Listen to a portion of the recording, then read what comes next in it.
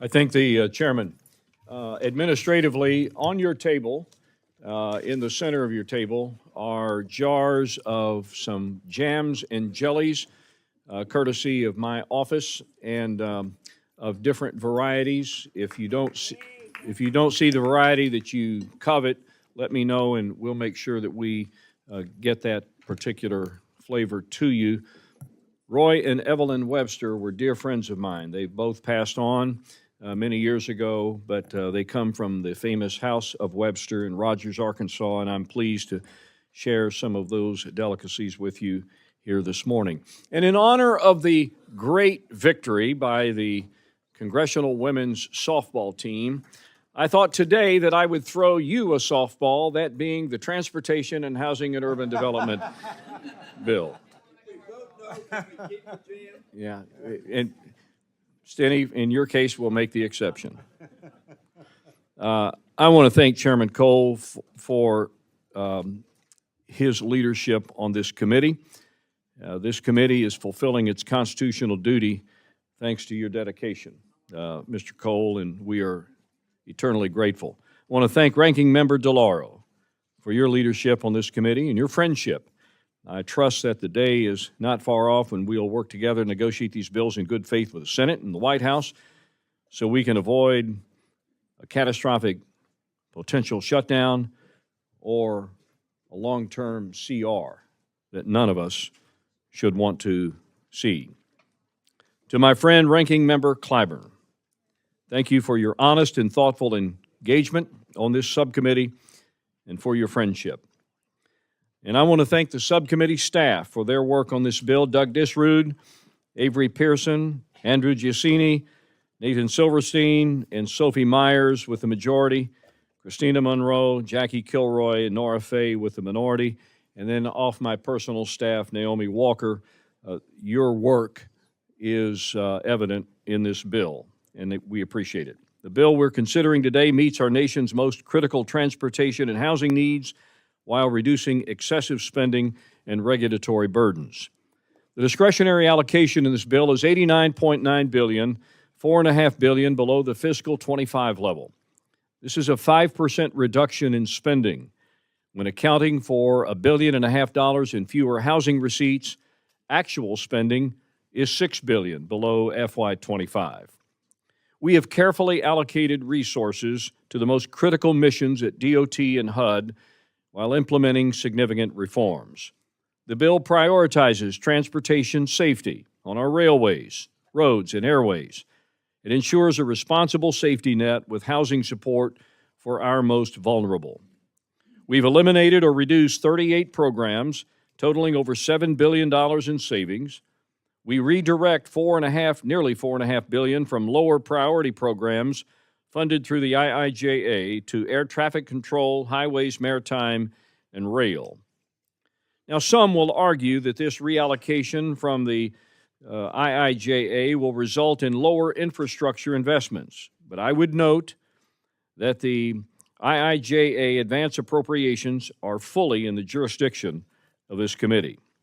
Billions from these lower priority programs remain unobligated, so we are instead investing in programs with a real return on investment, from tribal transportation to truck parking to air traffic control modernization. The bill provides $5 billion for FAA facilities and equipment, a nearly $2 billion increase over FY25.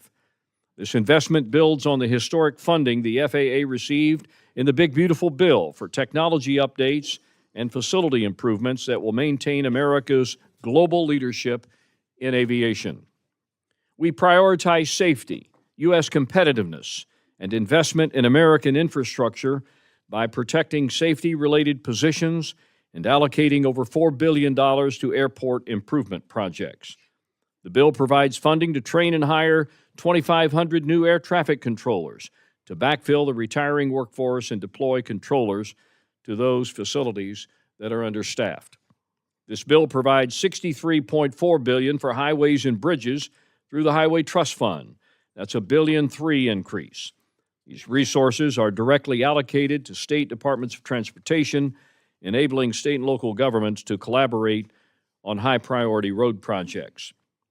The bill provides $925 million for Amtrak's Northeast Corridor and $1.4 billion for the national network through a transfer from the IIJA Fed-State Partnership Program, which under the Biden administration was used to fund wasteful high-speed rail projects. The bill also uses Fed-State balances to provide $500 million for Consolidated Rail Infrastructure Safety Improvements, CRISI, the CRISI grant program, making an important investment in rail safety. The bill supports DOT's maritime mission with $481 million for strategic sea lift, including a $62 million increase for the Maritime Security Program and $31 million for the Tanker Security Program increases.